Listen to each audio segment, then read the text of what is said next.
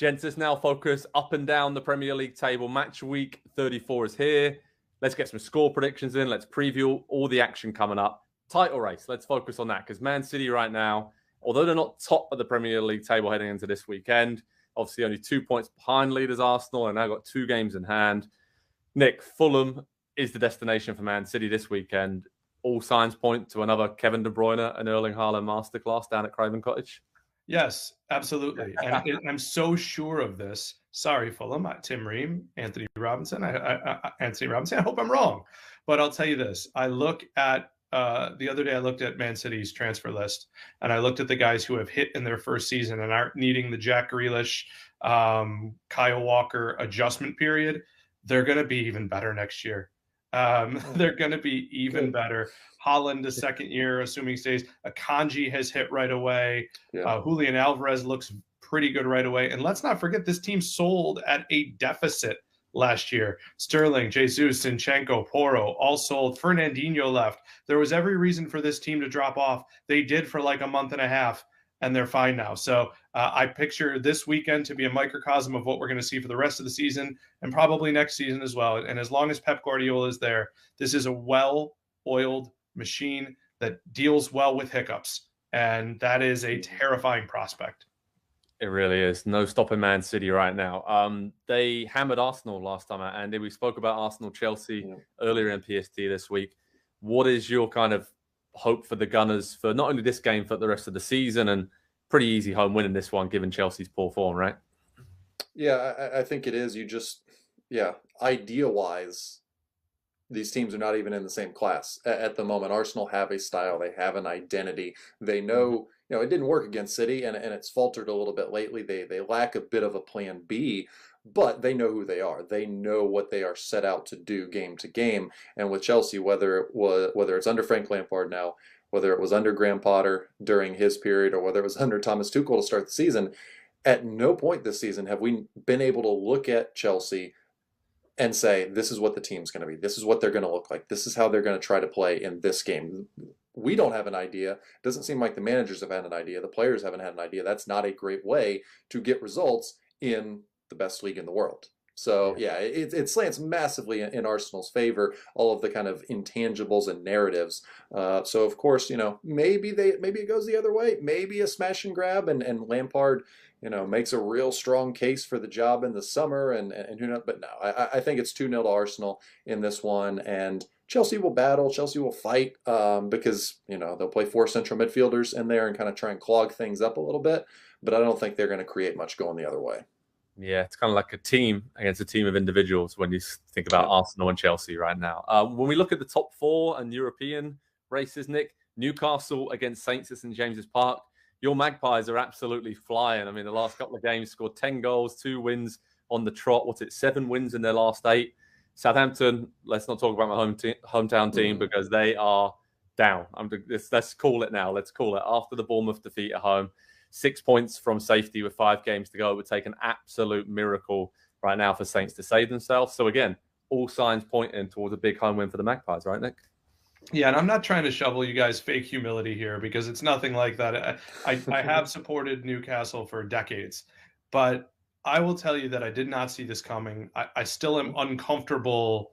I'm still uncomfortable with it.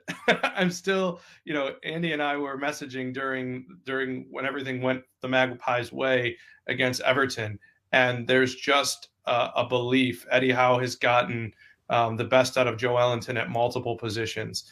Bruno Guimaraes is a world-class player. Alexander Isak got compared to, in terms of just style, not all time, got compared to Thierry Henry, and I didn't really blink. I was like, you know what? That did look like Thierry Henry on that amazing dribble down the left side. So I'm still waiting for the drop-off. I don't know that it's going to come this week, though. So Saints for me, Joe, speaking from a unbiased, other than the fact that I like you and I wanted your team to stay up, they manufactured very little, very, very little against the Cherry side that is punching above its weight. And that's a really important way to say Gary O'Neill's done a good job, but this team is still overachieving. Yeah, I mean, 12 defeats by 1 goal margin this season for Saints. So that kind of just shows you they're close, but I believed for, I think, about 5 minutes when they were 3-1 up away at Arsenal late in that game that they could save themselves, but it's all gone south very quickly over the space of a few days. Pardon the pun. Man United against Aston Villa. This is a big game in the top four because, Andy, I mean, Villa are right there with this recent run they've been on, and Man United, second half against Spurs, struggling with a dip in form in games. So they look like they're running out of steam, and Villa are just grinding and surging towards the end of the season. So I kind of fancy Villa to win this one. I really, really, really fancy Villa to win this one. And that's kind of where I'm at every week with this Villa team and in the PST group chat, that I'm kind of the resident.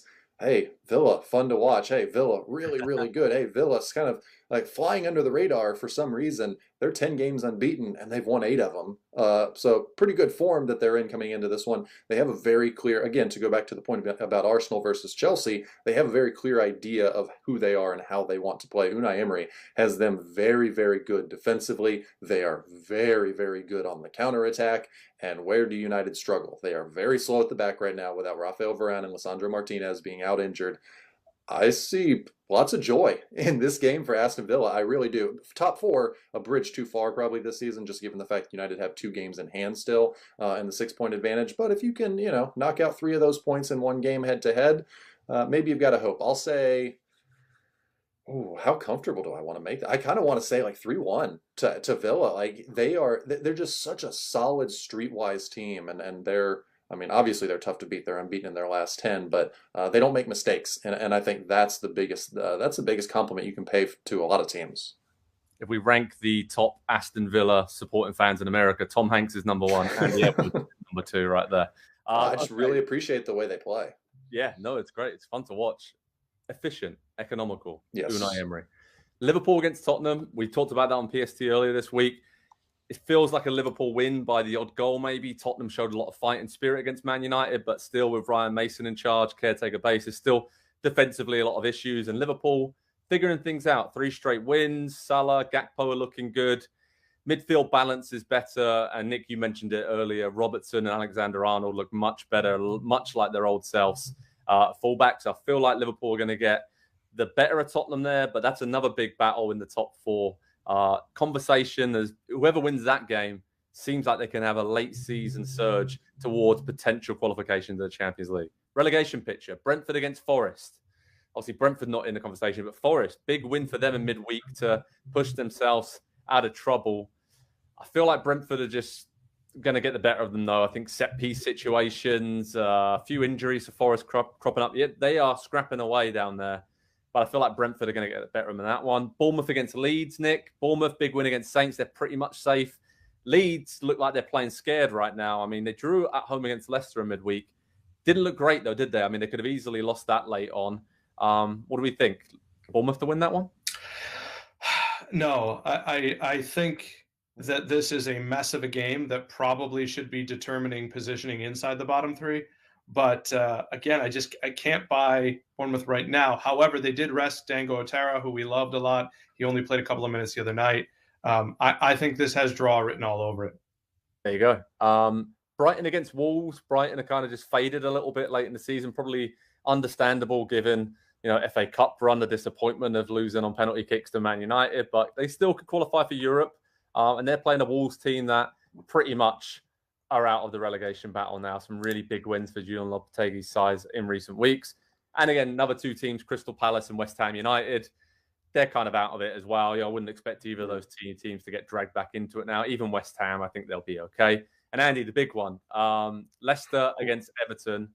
Massive game in the scrap down there. Who are we expecting to win this one? Neither. I would shade it towards Leicester, simply for they've got a better squad. They've got more talent on their day. If they have their day, they've not had many days this season. They are a better team. They have higher potential to perform better. I think Everton have kind of quit a little bit at this point of the season, and the way that they just wilted against Newcastle, and you can say, well, Tottenham did the same. Sure, they did. Of course they did. They've been doing the same thing for months.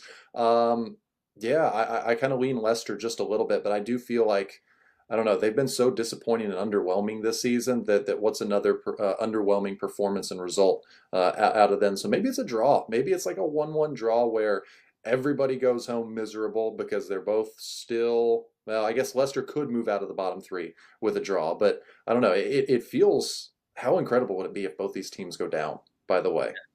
Two massive, massive clubs. Yeah, great players as well. I feel like Leicester have got enough with Maddison, Daka, Vardy, Harvey Barnes. I feel like they've got enough going forward. I think they might edge this one. And yeah, I think Brighton will win at home against Wolves. And I kind of fancy West Ham to win away at Palace. Right, Nick? Yeah, I do. Just a point on Everton, that game was, and I feel bad to single out a single player because they're all so much better than I ever dreamed of being in my own life. But Ben Godfrey was absolutely cooked on the right side for 2 or 3 of those goals. He might be not solely responsible, but largely. And then honestly, I think we saw it happens with goalies. Jordan Pickford, ex-Sunderland guy, he always gets G'd up for these Newcastle games. He did not have a good game. And I can see them bouncing back because Tarkowski was good. I think Sean Dyche will find an answer on the right side. And their midfield and attackers were decent. They were just going up against an informed team. I like Everton here against Leicester. There you go. Different predictions for our preview, but what we can say without any doubt is that there'll be lots more twists and turns in that relegation battle in particular, and up and down the Premier League table. But at the bottom, things still aren't really figured out apart from maybe one team. So some huge teams there scrapping to stay in the Premier League. Hi there, I'm Rebecca Lowe, studio host for NBC's coverage of the Premier League. Don't forget to hit subscribe to watch more videos all season long. For even more Premier League content, from original series to live matches, head over to Peacock and be sure to tune in for Premier League mornings every weekend on USA Network and on Peacock. We will see you over there.